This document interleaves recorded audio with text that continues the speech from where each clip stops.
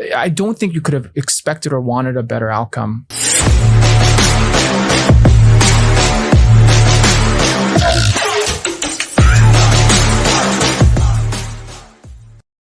So in that scenario, our strategic Bitcoin reserve or some other pile of Bitcoin would now become not just an asset that we hold and hope goes up in value, similar to what really we've done with our gold reserve, but now you actually get an asset that can be used as this pristine collateral. You can pledge it. You can lend it, you can borrow it, you can send it, right? I mean, you now start to use it in a weird way at the nation state level as a true currency, not just that store of value, which I think, whenever I go on TV, people are like, well, no one's using it to buy a cup of coffee. Like maybe actually it's almost like a B2B use case is the first use case of Bitcoin as like a true, liquid currency rather than individuals. That's right. I think the upside of the dollar being the export is great for the US, but the downside of it is that there often can be a funding gap between there just being a shortage of dollars that is needed to service the global economy. Mm-hmm. And so the SDR is the backstop because it's one step beyond the dollar in which it's meant to really be that neutral reserve asset.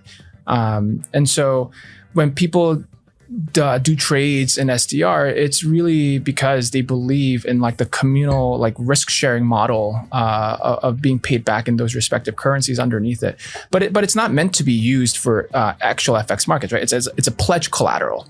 Bitcoin, as you pointed out, can be more than a pledge collateral. Bitcoin can actually be transactional, and so it removes that fiction layer of what the SDR can itself be, which truly is a confidence game. Bitcoin, however, actually, if you were to say, use it on behalf to rescue Argentina, you can imagine the collateral is actually more interesting and underwritable for somebody who actually believes in the more kind of, mechanism for what it represents without other currencies involved. Keep going back to this notion of like, we should not, as Bitcoiners, look at gold's rise as an adversary outcome. Actually, gold has had staying power because it's for hundreds of years been able to be a part of that modern economy apparatus. Mm-hmm. The question is, how do you get Bitcoin into that mix? And what can we learn from history to insert ourselves into that? And this is why I go back to the ESF example. It's not enough to have a senator tell everyone that we need to buy Bitcoin on the balance sheet of the Treasury if there's no reason to do it. Mm-hmm. The reasons usually come from something something very climactic. And in the scenario of like an ESF, this is kind of, I think, one of the wedges you can drive a conversation about. And in that scenario, maybe the counterparty, like in Argentina, would want to have like gold, not gold, but like Bitcoin as part of the conversations in these counterparty arrangements. Bitcoin does feel like the thing that is, much more kind of sovereign, right? Yeah. I don't know. It's just fascinating how this is all changing right before our eyes. It really is. But, we can't lose sight of the fact that if we want Bitcoin's TAM to grow and follow the path of it being digital gold, then you have to study gold and learn from that history and why it is actually have been adopted as part of the central bank's reserve asset when central banks themselves were not a thing, when it was actually private enterprises.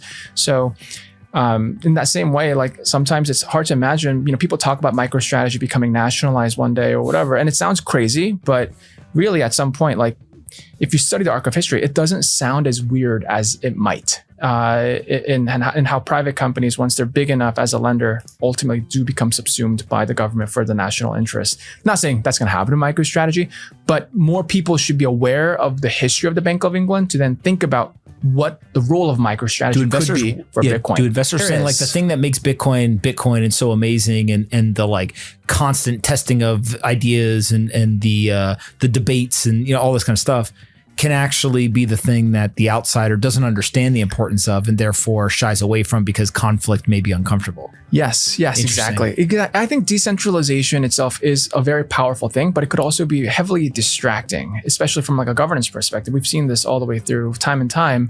And so that's the second thing I was going to share, which is, this institutional era in 2025 is being represented by a co-op by kind of centralized entities, right? It's actually about kind of stablecoin being adopted by Stripe or Circle, or things where like it's actually not the original like cypherpunk vision of like decentralized ownership. And there's like enterprises that are trying to use crypto assets for what historically would have been made fun of as like, blockchain technologies. And so that too, I think, has caused a fracture amongst kind of the crypto community. Like there's true believers of permissionless decentralization, and then those who are more kind of fighting for the business building of broad-based crypto adoption. But sometimes those missions don't mix, or they may look adversarial in the short term, but in the long term, it could actually be a win-win. But along that journey is a lot of room for error and misunderstanding. And so it's not just the infighting amongst the Bitcoin community, but now also what I've observed is non-Bitcoin crypto communities also fighting with each other and with Bitcoin. And that's like interdispersion of more chaos.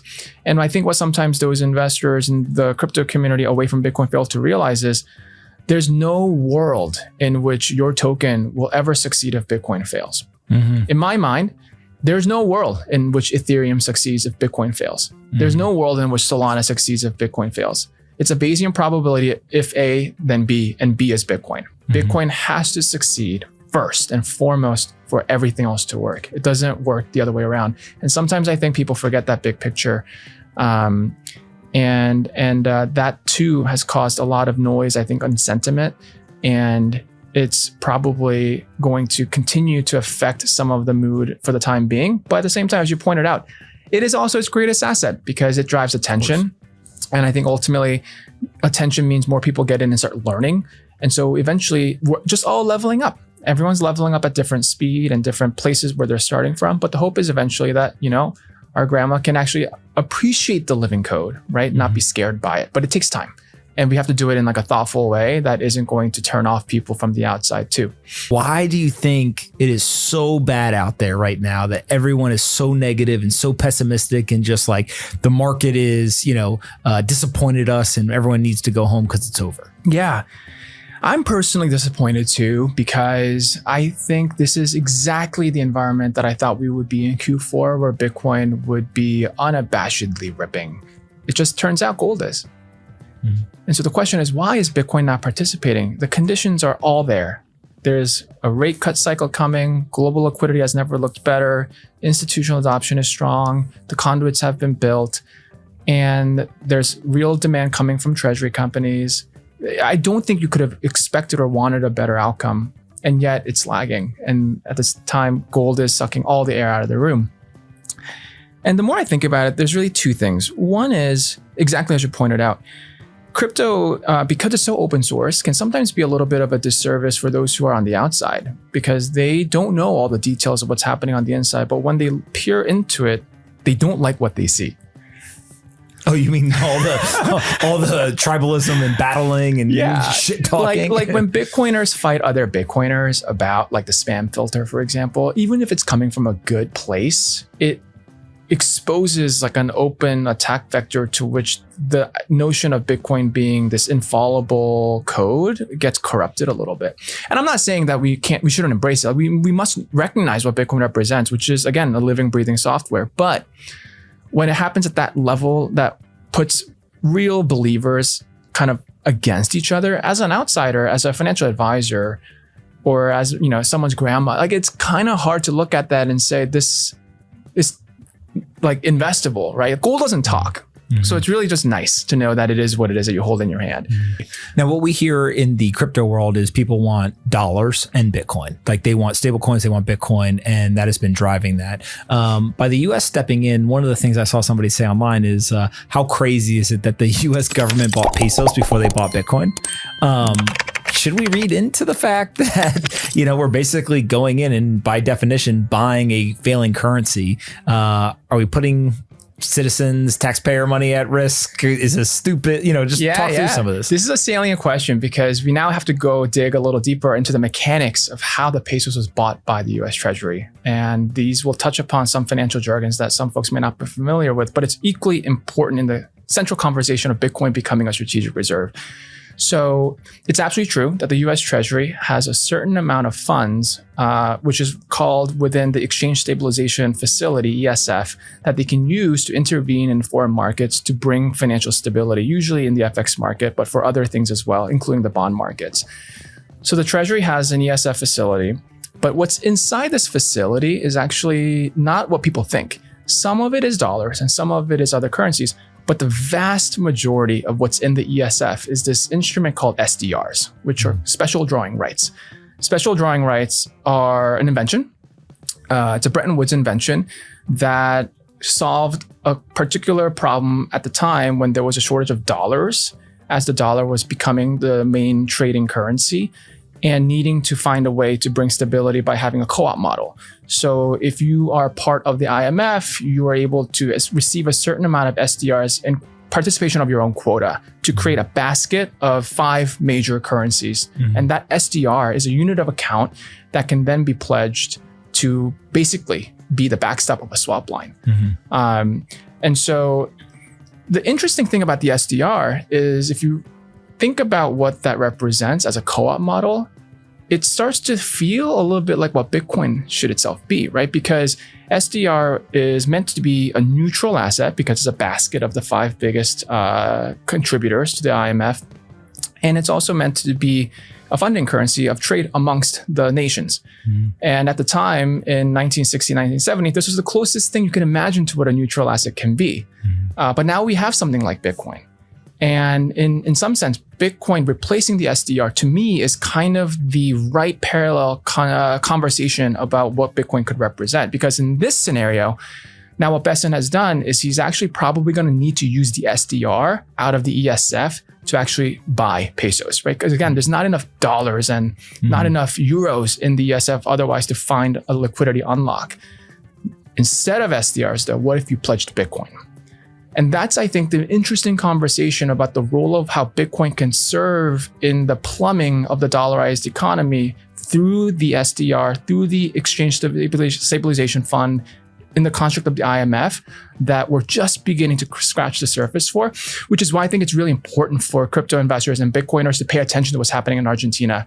What is happening in Argentina is precisely the learning of the plumbing of how the dollar works and the role of a reserve asset, and where Bitcoin one day might find itself to be more useful than the construct post-Bretton Woods like an SDR would be. We see Argentina, we see China. You recently went to London. So I figure we could just kind of go around the world, maybe start with Argentina and how the macro developments, both for the US economy, are impacting Bitcoin and teaching us maybe a little bit about money, central banking, and what's going on in the future of finance. Yeah, absolutely. Let's do a world tour. Argentina is fascinating because it is an example of how dollar hegemony can also be weaponized to lead to political outcomes by the will of the kind of national sovereignty of a mission. And so I think a lot of Americans are kind of looking at what's happening in Argentina with some uncertainty as to, one, like, is this good for me because I live in this country, and why are we not getting domestic funding for our needs when the US government is shut down and they're being waged with financial warfare across the world? And two, like, you know, why is it happening? And some people are like, is it politically motivated, right? Because Argentina is actually not a big trading partner for the US. I think it's like less than 1%. So why are we spending $40 billion out of the Treasury to rescue Milei? And so recently what's happened this week is the swap lines have re-entered the scene.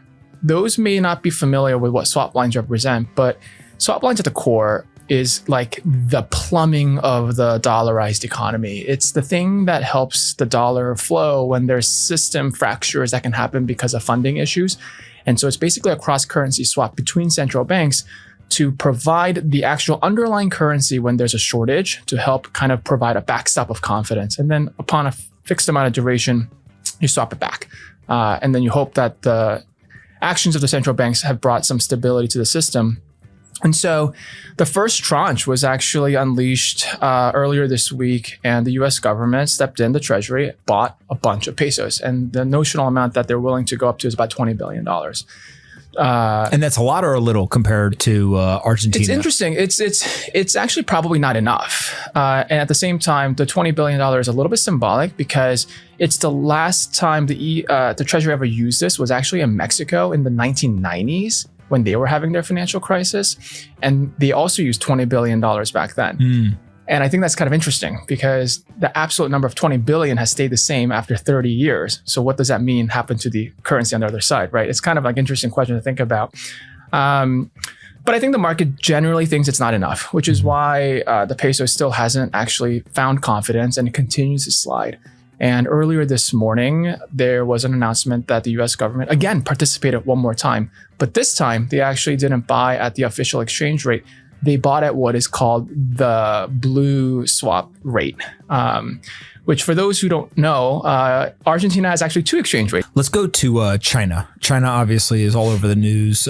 Trump and Xi are locking horns. It seems like every day somebody's moving a piece on the chessboard. The latest one has been the export control over rare earths, but Trump is complaining about the soybean lack of demand. I mean, it's all over the place, right? How do you see that geopolitical and kind of macro impact? Yeah, it is now becoming a very prolonged trade war. And the issue, I think, is that the longer these trade wars stay in the conscience of the people, what you start to realize is that this isn't just about exports and imports and pricing differentials between consumer goods and production costs. It's actually more than that. And the reason it's more than that is because on the other side of a current account is the capital account. So by definition, a trade war becomes a capital war. And I think more people are starting to wake up to this, which is why we're seeing so many different noises at a bilateral level across the world. It's a little bit kind of sheer chaos where every country now is trying to negotiate some kind of deal about not just the actual kind of trade in itself, but the capital element. Right? Like South Korea is now requesting a swap line for the investments that they want to make here in the US onshore. It's literally tying in the construct of the capital and current account. And I think the more people start to realize that, the more you get to realize that the thing at risk is then the capital account surplus of the US market, right? Like the US market enjoys a very strong privilege of having been the source of return generation for its financial assets that foreign investors want. And that's the other side of this that is becoming untangled. And nowhere is it more clear in the way that China has been stepping into the scene. And at the core, this is part of, I think, why the conversation is getting muddier and muddier. It's not actually just about like soybeans. It's on the other side, you know, where the fund flow is actually coming through. That's becoming more abrasive, and it's being introduced more broadly into the conversation. That's why you see China actually just becoming more open with their capital accounts too, and letting foreign investors come in and use yuan-denominated assets as a way to bring some financial leverage and muscle.